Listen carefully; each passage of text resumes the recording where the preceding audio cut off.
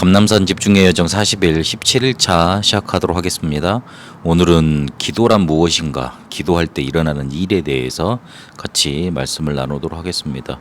먼저 우리에게 확신 있고 답이 나야 될 게 있습니다. 우리가 멸망받고 저주당하는 그런 불신자 상태에서는 해방받았다는 거, 그거 마음속에 붙잡고 있어야 됩니다. 왜 그렇게 나는 잘못한 일도 없는데 그렇게 멸망을 받았고 그렇게 당하고 살았어야만 됐는가? 왜 나는 이렇게 이해되지 못할 그런 상처 속에서 고통받고 그리고 이렇게 힘들고 아파해야 하는가? 다른 사람들은 다 잘 사는 것 같은데 나는 왜 그런가? 그게 어디에 있어서 그러냐면 운명 속에 있어서 그렇습니다. 거기에서 그리스도 대신 예수님을 만나 하나님의 자녀가 됐고 그 운명 속에서는 이미 해방을 받은 겁니다. 그런데 우리의 영적인 부분이 아직도 그 속에, 그리고 우리의 삶의 부분이 아직도 그 운명 속에 뿌리 내리고 있던 부분이 많기 때문에 치유가 필요하고 회복이 필요한 겁니다. 그러나 명확한 사실은, 그리고 정확한 사실은 거기에서 이미 해방을 받았습니다. 그래서 그 결론을 가지고 지금 우리에게 나타나는 언약의 여정을 가는 겁니다. 나는 멸망받은 사람인데, 상처가 많은 사람인데 이걸 어떻게 해결해야 되지? 이런 관점으로 내 문제를 바라보면 끝없는 상처 속에 또 들어가게 됩니다. 그런데 나는 축복을 받은 사람이야. 그래서 나한테 오는 거는 회복의 기회가 돼. 그렇게 바라보고 움직이면 모든 것이 응답이 됩니다. 근데 이 눈은 내가 마음 먹는다고 해서 그렇게 많이 달라지지 않거든요. 조금 달라졌다가도 다시 원상태로 돌아가는데, 왜 이 불신자 상태에서 해방받았다는 사실을 마음속에 확실하게 붙잡고 계시라 그러냐면, 근본적으로 내 시선이 달라지는 힘이 여기에서 나오게 됩니다. 그래서 이거를 확실하게 마음속에 결단을 내리고, 그리고 확실하게 확신하고 이 말씀을 계속 듣고 여정을 계속 가야 됩니다. 기도에 대해서 많은 사람들이 잘못 알고 있습니다. 어떤 사람은 기도해도 소용없다 이렇게 알고 있더라고요. 근데 요한복음 14장 14절에 보면 내 이름으로 기도하면 반드시 이루리라 그랬습니다. 무엇이든지 구하면 반드시 이루어진다 그랬습니다. 내 이름으로, 예수 이름으로 기도하면요. 그런데 문제는 내가 구원을 받았는지 그거에 대한 확실한 뭔가가 없으니까 기도해도 소용이 없는 거예요. 내가 하나님의 자녀면, 기도하면, 예수 이름으로 기도하면 반드시 응답받습니다. 근데 문제는 내가 하나님의 자녀가 아닌 거예요. 그러니 하나님께 기도해도 소용이 없지요. 그래서 기도해도 소용없는 것 이전에 풀어야 될 문제가 뭐냐면, 내가 구원받았는가? 나는 어떻게 구원받았는가? 내가 어떻게 구원이 왔는가? 이 부분에 대한 것부터 해결이 돼야 됩니다. 구원받았다면, 기도하면 반드시 응답받고요. 그리고 기도 안 해도 하나님의 계획대로, 그리고 언약의 여정대로 이끄십니다. 그리고 대부분 기도를 내 소원을 성취하고 내 문제를 해결하는 정도로만 알고 있습니다. 그런데 기도는 하나님이 주신 것을 찾아 누리는 겁니다. 실제로 우리에게 뭐가 필요한지 하나님이 다 아십니다. 먹고 입고 사는 거, 그거 기도 안 해도 하나님이 다 살 수 있도록 다 챙겨주십니다. 불신자는 그것만 놓고, 그게 모든 생의 목적이기 때문에 그것만 놓고 기도하는데, 하나님의 자녀는 그의 나라와 그의 의를 위해서 기도하라 하셨습니다. 왜냐하면 그게 우리가 먹고 입고 사는 것보다 더 우선하기 때문이고, 그게 더 중요하기 때문에 그렇습니다. 기도는 우리의 소원을 성취하고 문제 해결을 하기 위해서 기도하는 게 아니고, 하나님이 나에게 주신 것 찾아 누리는 게 바로 기도입니다. 이 개념부터 빨리 해결이 돼야 됩니다. 그러면 다른 종교에도 기적이 있고 응답이 있던데요. 맞습니다. 분명히 있습니다. 기도하면 반드시 성취가 되고 응답이 나타납니다.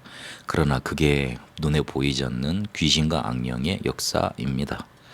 어떤 우상에서 막 빗물이 내려내리고, 그리고 어느 용한 무당 찾아갔더니만 나를 잘 알아맞히고 내 문제를 해결해주고 내 병이 낫고 그럴 수 있습니다. 그러나 그 뒤에 귀신과 악령의 역사가 있습니다. 이게 영적인 존재이기 때문에 못하는 일이 없어요. 그래서 기도에 대해서 잘못 알고 있는 부분, 이거 빨리 해결해야 됩니다. 기도할 때 일어나는 일부터 먼저 알고 있어야 됩니다. 내가 기도할 때 어떤 뭔가가 나타나는 거 알아야지만 이 기도를 지속할 수 있고 집중할 수 있을 것 아닙니까? 첫 번째로 성령께서 우리가 기도할 때 역사하십니다. 누가복음 11장 13절에 보면 아버지 기도하는 자에게 성령을 주시지 않겠냐고 그렇게 말하고 있고, 사도행전에도 중요한 순간에 보면 하나님 나라에 대해서 말을 하고 있고 오로지 기도할 때 성령께서 역사하셨다 그렇게 증거하고 있습니다. 기도할 때 눈에 보이지 않지만 성령께서 우리에게 역사하십니다. 성령은 하나님이시고 그 하나님이 우리에게 역사하시는 겁니다. 그것도 충만히 역사하십니다.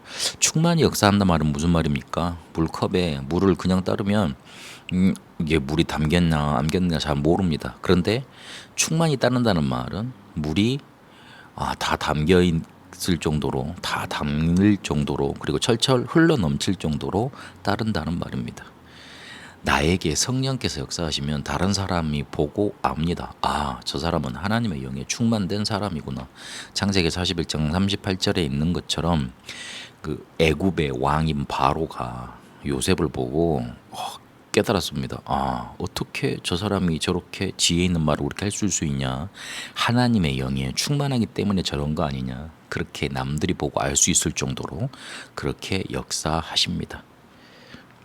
그리고 주의 천사들을 보내셔서 분명히 도우는 일을 행하십니다. 성경에는 천사에 대해서 많이 기록하고 있습니다.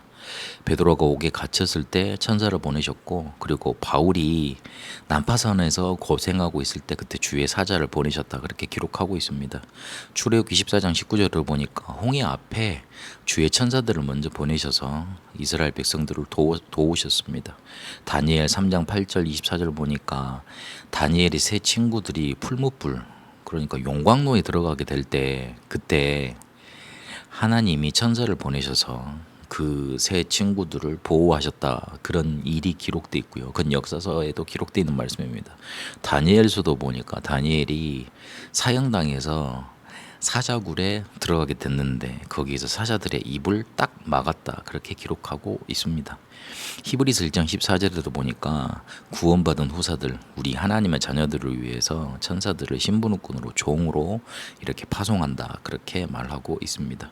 성경에는 천사들이 나타나서 하나님의 자녀를 돕고 주의 일을 행했다는 거 강하게 그리고 많이 여러 군데에서 강조하고 있고 증언하고 있습니다. 눈에 안 보일 뿐이지 분명히 주의 천사들이 파송됩니다. 이러니 무슨 일이 일어나냐면 문제를 가져다 주는 근본 원인인 흑암과 불신앙이 무너지게 되어 있습니다. 누가복음 18장 1절에서 8절까지 보니까 재판을 바로 이렇게 해줄 수 있는 재판장에게 가서 과부가 기도하는데 그 일을 이루어 주십니다. 이게 완전히 뭔가가 무너져 버리는 겁니다. 하나님이 올바르게 해주시는 겁니다. 마태복음 12장 28절 29절에도 보니까 예수님이 조금 악한 것에다가 비유를 하셨어요. 어디 가서 그 집안에 있는 걸 도둑질 해오려면 그 집안 주인보다는 힘이 세야 될 거 아니냐. 우리가 성령 기도에서 성령 충만 받으면 하나님의 나라가 임했고 흑암 세력이 결박되는 거다. 그렇게 말씀해 주십니다. 예수님이 이상하게 귀신 같은 소리를 많이 하셨고 귀신을 쫓아내는 그런 말들을 많이 그런 권세를 사용하셨습니다. 이게 연관이 있기 때문에 그렇습니다. 우리가 기도할 때마다 눈에 보이지 않는 흑암 불신앙이 무너지기 시작합니다. 이러면 응답 중에 응답인 해답을 얻게 됩니다.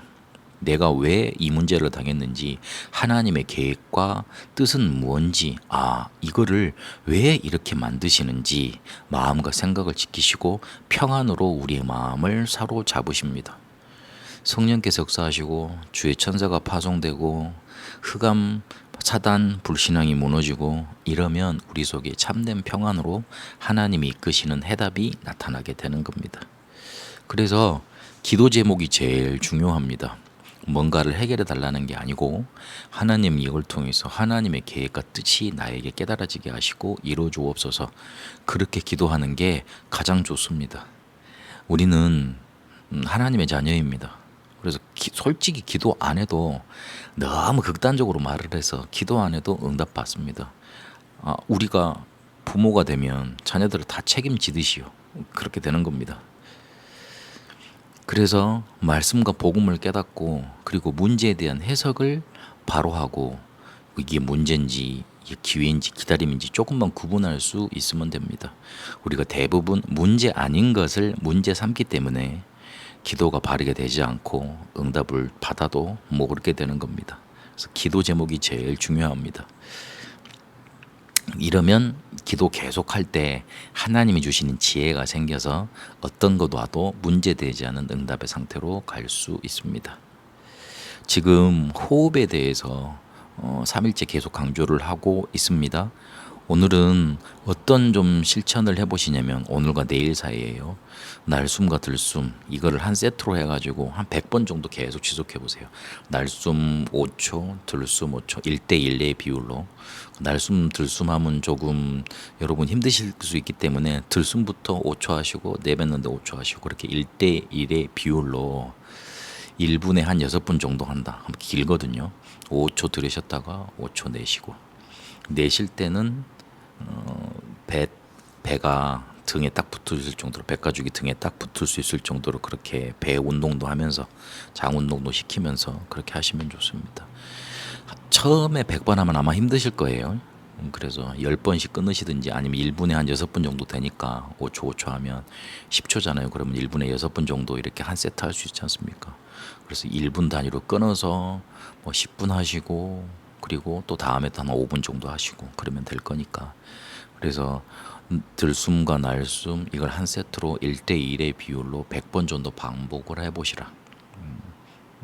그러다 보면 막 내가 너무 막 호흡이 빨라지고 막 마음이 불안하고 그럴 때 있지 않습니까? 이거를 계속 하다 보면 어느 순간에 보면 진정돼 있고 이렇게 내가 힘이 와 있습니다. 그걸 아마 체감하실 겁니다. 이 내용을 아시고 조금 호흡 실천하는 그런 실천을 오늘은 하셨으면 좋겠습니다. 살아계신 하나님, 기도를 바르게 알고 하나님이 우리에게 응답하신다는 그 확신 가지고 하나님이 우리를 치유하시는 여정 가게 하옵소서. 예수 그리스도 이름으로 기도합니다. 아멘.